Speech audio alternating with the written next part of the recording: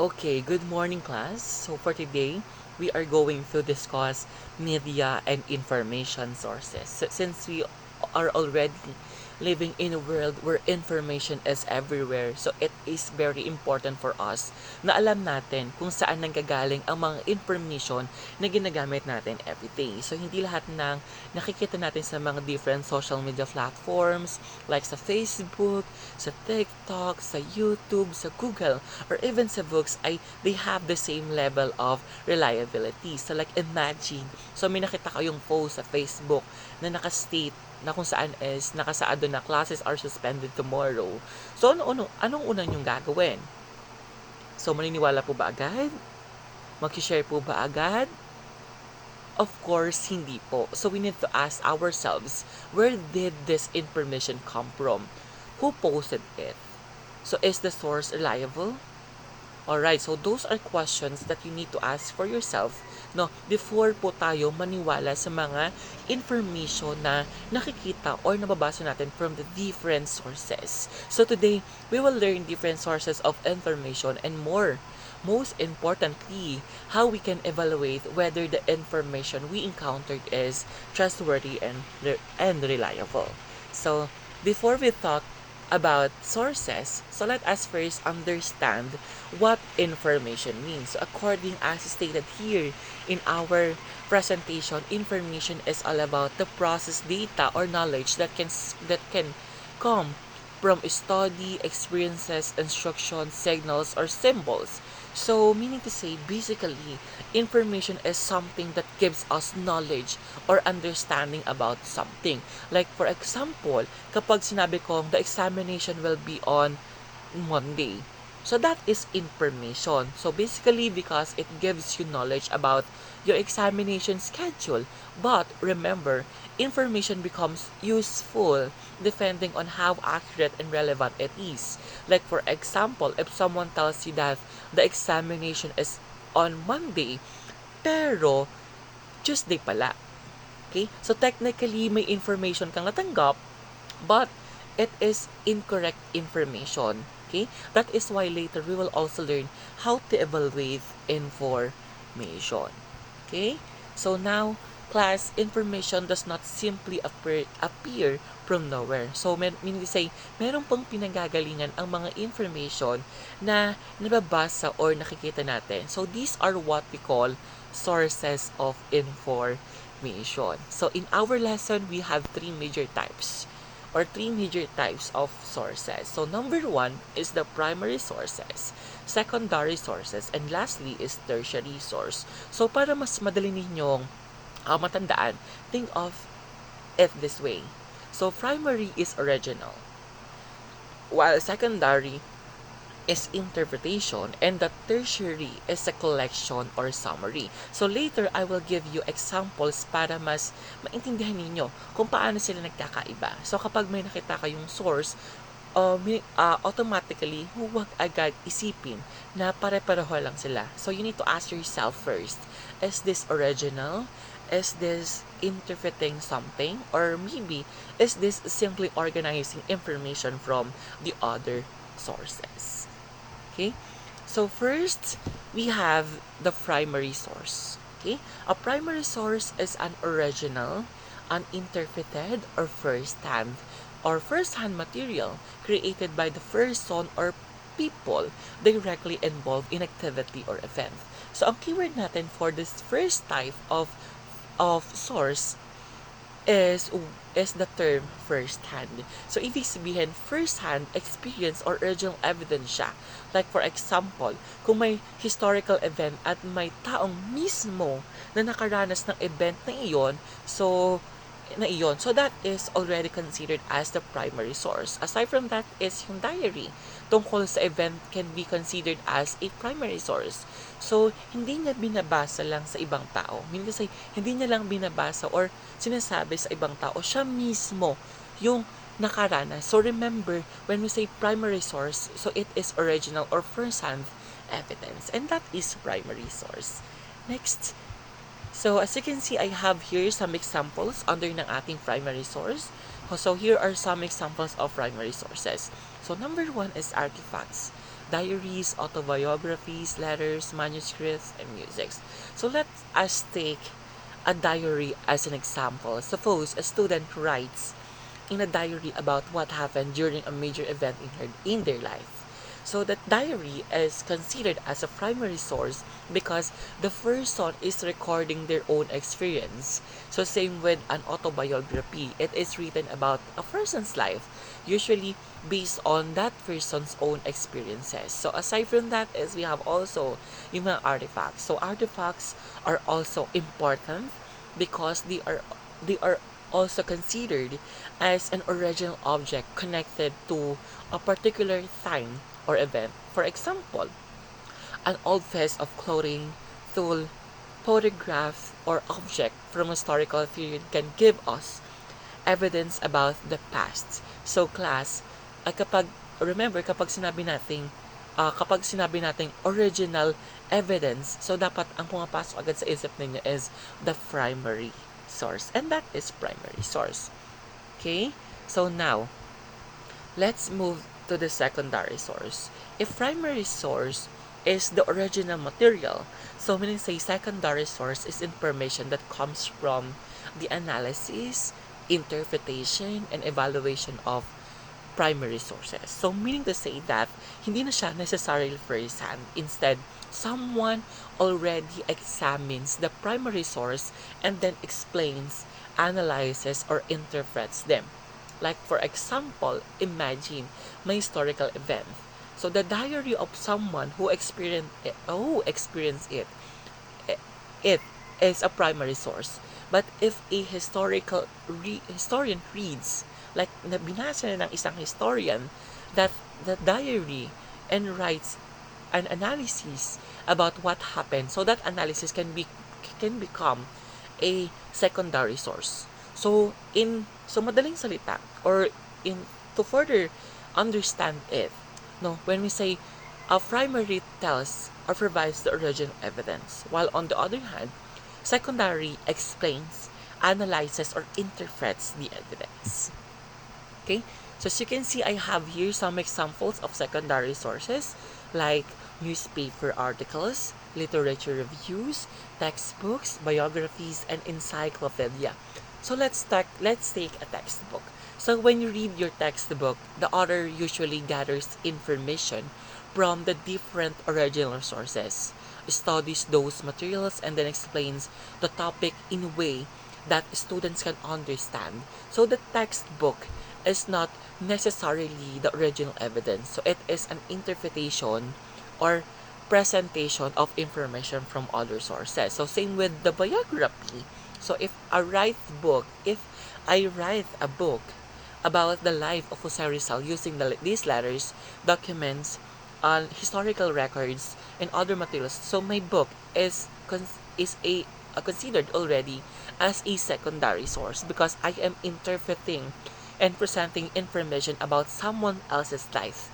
Kaya class, again, when we say secondary sources, secondary sources help us understand primary sources better. Again, when we say secondary, it is all about the interpretation, analyzes the first-hand experience or the primary sources po. Okay? Next is the tertiary source. So according to our lesson, so this involves information that collects, organizes, and summarizes primary and secondary sources materials. So if primary source is original and secondary is analysis, so tertiary, so obviously is more about organizing and summarizing information from different sources. So think of it as a guide that helps you quickly locate or understand information from the different materials. Like for example, kapag nag-review kayo for an exam and you use a source that summarizes information from the different books and references, so that can function as a tertiary source. So, hindi na niya kailangan explain ng mas malalim ang original evidence because its main purpose is to collect and organizes information only. Okay? So So examples of tertiary sources include directories and yearbooks. So why are they tertiary? So because they organize information in one place. So like for example, so if you're familiar with the directories, so usually a directory contains names, contact information, or other organized details. So instead of reading different documents one by one, so the directory gives you the information in a more organized format. So another example is yearbook. So it collects and organizes informations about students, teachers, activities, organizations, and even in events within a particular school year. So when you see a source whose main purpose is only to collect, organize, and summarize information, think about tertiary sources. Okay, so since we're done with the three types of sources of information, so let us proceed to the endogenous media. So according to our lesson, so this is a form of media conceptualized, produced, and circulated by indigenous people. So its purpose can include cultural preservation, cultural and artistic expression, political self-determination, and cultural sovereignty. So ang important concept dito is culture and identity. So indigenous media allows indigenous communities to communicate their own stories, traditions, beliefs, experiences, and cultural practices. So instead na ibang tao ang nagsasabi kung ano ang culture nila, so sila mismo or sa kanila mismo nanggagaling or sila mismo yung nagkukwento at nagpapakita ng kanilang identity at ng kanilang culture. So class, media. So mean to say that media is not only Facebook, television, radio. So media can also exist within communities through traditional way of communicating and preserving culture and identity. So some examples of indigenous media are folk tales, folk songs, and folk dances. Okay, so next we have the library. Okay, a library is not simply a room full of books. So according to our lesson, so as stated in our lessons, it is a place and a means of access to information, ideas, and works of imagination. So class, when you need information for your research, one of the places you can go to is the library. So you can find books, references, journals, and other materials there. So and nowadays, libraries can also provide access to digital sources. That's why we should not think the libraries are outdated. Kasi di ba maraming kasabi na kapag sinabi nating library, it is outdated. So even though we have Google and social media, libraries still provide organized information or information sources that can be useful for learning, research, and academic purposes. Okay? So our lesson identifies four classifications of libraries. So these are school libraries, academic libraries, public libraries, and special libraries. So each type of library has a particular purpose and audience. Like a school library, it is mainly connected to elementary or secondary education. An academic library is commonly found in colleges and university. A public library is available to members of the community, while a special library serves as a specific organizations, professions, or field. Okay, so let's talk about the first one, which is the school library. Okay, so a school library is usually located within an elementary or secondary school. So its purpose is to support the school's curriculum by providing books, magazines, reference materials, and digital sources that can help students and teachers. Like for example, dito sa school natin. So in our school at Colegio de Montessori, kapag may research kayo, may assignment, may project, or kailangan ninyong maghanap ng additional reference, the school library can be one of your sources. So hindi lang students ang gumagamit ng mga libraries natin, but also teachers. So teachers can also use library as their sources for teaching and research. So its main purpose is connected to the teaching and learning needs of the school community, and that is school library. So let's talk about the second type of classification of library, which is the academic library. So academic library is commonly found in colleges, universities, and higher education institutions, wherein it provides scholarly books, academic journals, research databases, thesis, and other resources for students, faculty, and researchers. So if you go to a university, mga anak, so you will notice that its library usually has more specialized and academic materials. For example, students conducting thesis research may need, may need journals, research databases, and previous theses. So these are sources that have support more advanced academic work. Okay?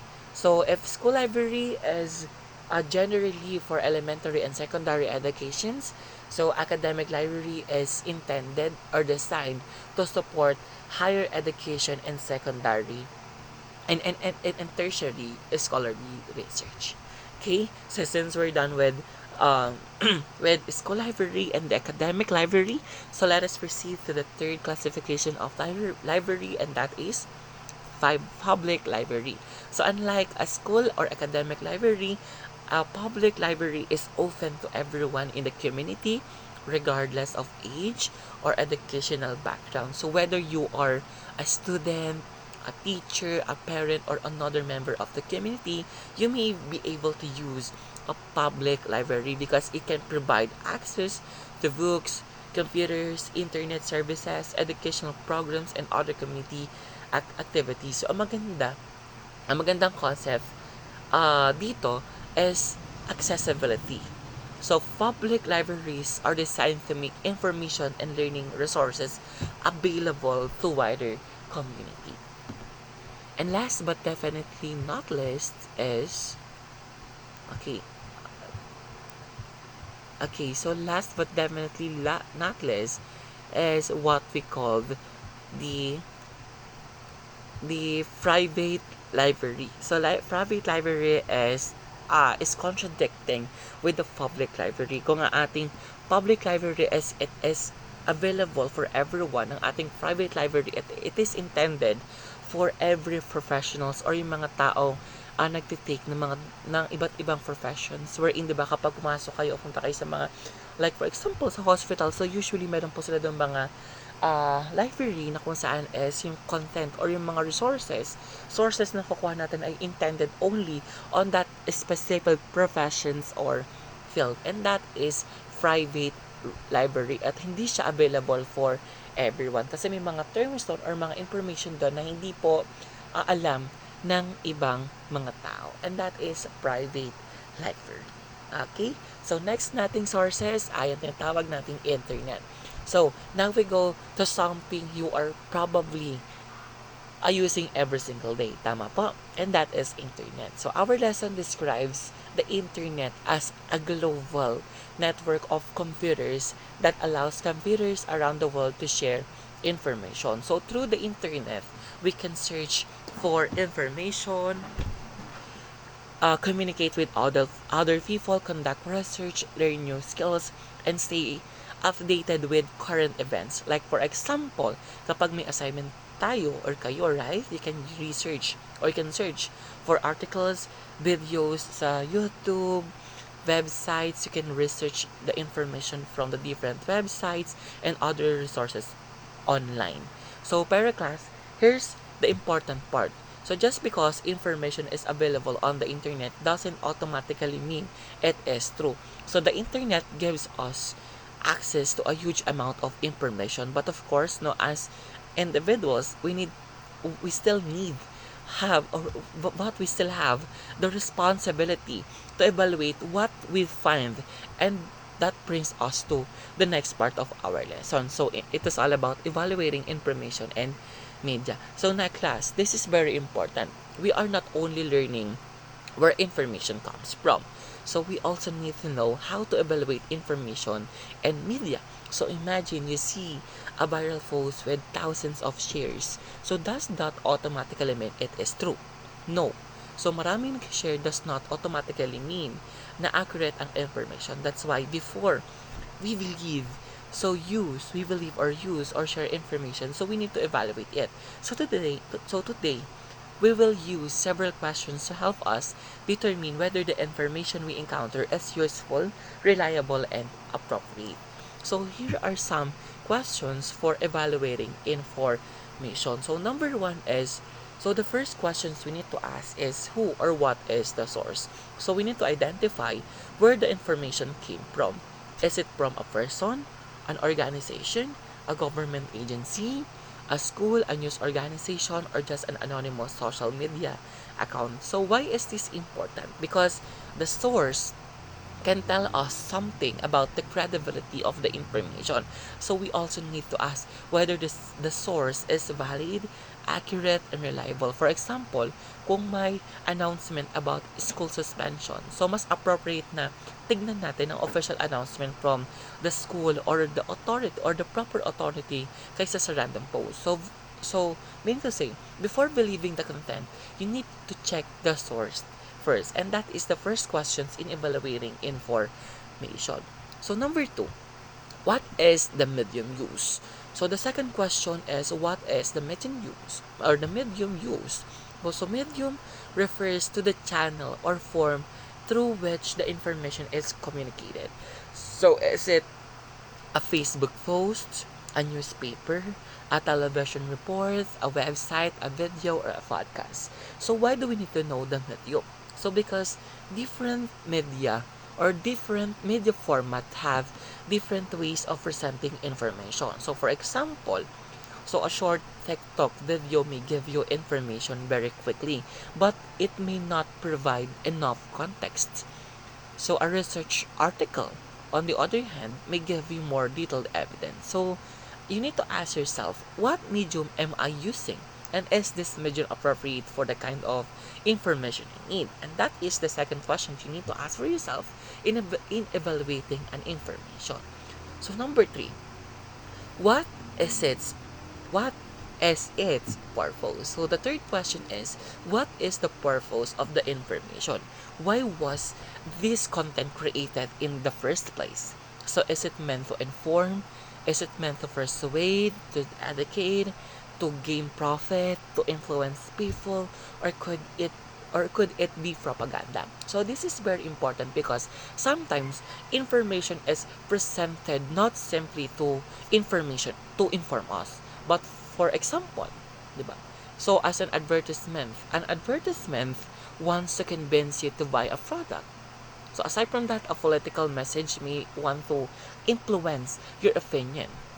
So those are the things that you need to remember for this third question. So whenever you encounter information, don't only ask, is this true? Also, you need to ask yourself, why was this created? So understanding the purpose help us recognize possible bias or intention behind the information or the message disseminated for the people. And that is the question number three, what is the purpose of the information?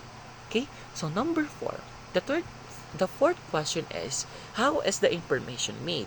Okay, so how is the information made?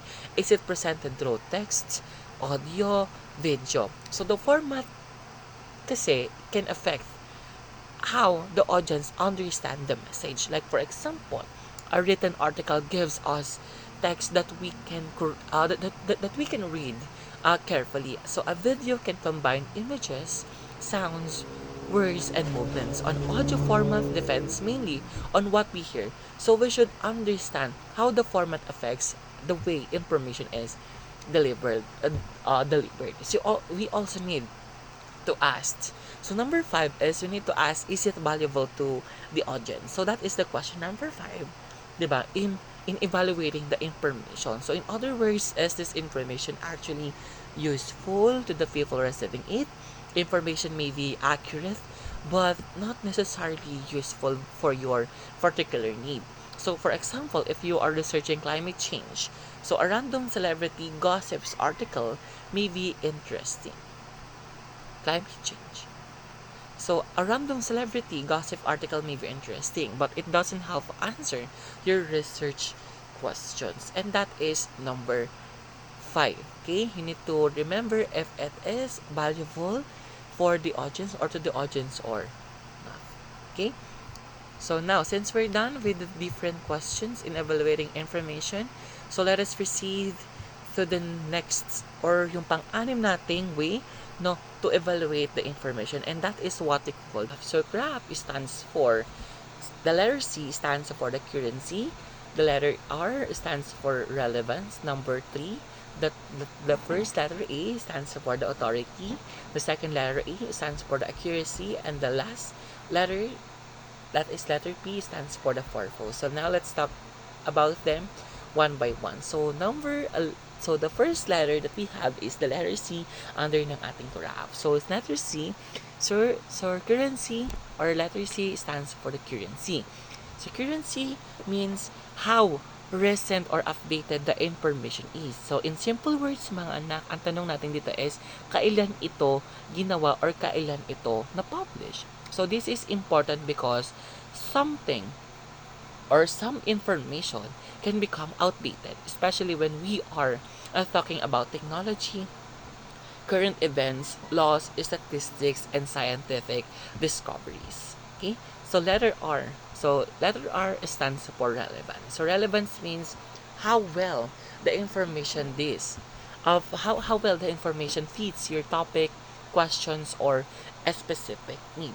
So, hindi porket accurate ang information, ibig sabihin, useful na agad siya sa atin. So, we need to determine whether the information actually help us answer what are we or what we are looking for.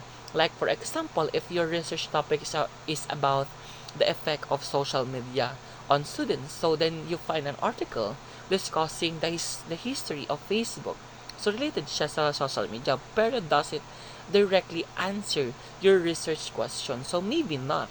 So we need to ask yourself first, does the information or this information actually help me with my topic? So we also need to consider whether the information is appropriate for our level and purpose. So the simple question that you need to remember for the second letter, which is relevance, is does this information fit my needs? Okay? So the third letter that we have is the accuracy, the authority. The authority. So authority refers to who created or provided the information. So in other words, sino ang nagsulat nito? Sino ang source? So we need to know if the person, organization, or institutions behind the information has enough knowledge or expertise or a credibility regarding the topic. So again, for the third letter, the authority, the simple question to remember, who created this information and can I trust their expertise? Okay? So the second letter A that we have in craft is what we call the accuracy. So accuracy means whether the information is correct, reliable, and supported by evidence. Kahit hindi credible ang author, kailangan pa rin, it is important for us to check kung tama talaga ang information. Like for example, if you read a post saying that a certain event happened on a particular date, so don't immediately believe it. So try to compare it with other reliable sources. Can you find the same information from another credible source? So are there facts, evidence, references, or data supporting the claim? So if the information contains obvious errors or mistakes or cannot be verified, then we have a reason to question its accuracy. So the simple question that you need to remember under this letter or for accuracy is the information correct and supported by evidence? And the last letter that we have is the purpose. So we have purpose. So purpose means the reason why the information was created or shared. So according to our lesson, as stated in our lesson, so we should ask whether the information was created is to inform, to persuade, to educate, to gain profit, to influence people, or serve as propaganda. Like for example, kapag may advertisement na nagsasabing, this is the best product you can buy. So what is the purpose? Okay, so of course, the most likely, ang isipan ng iba, its main purpose is to persuade uh, their, their, the consumers not to buy their product. So it is not simply giving you information.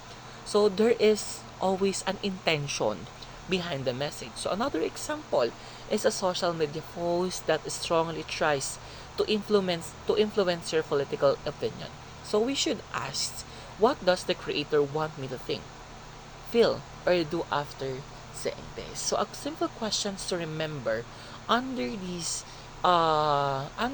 thing or sa purpose ko is, why was this information created? Now, class, remember, kapag may makita kayo information online or something somewhere else, so don't just ask, is this true?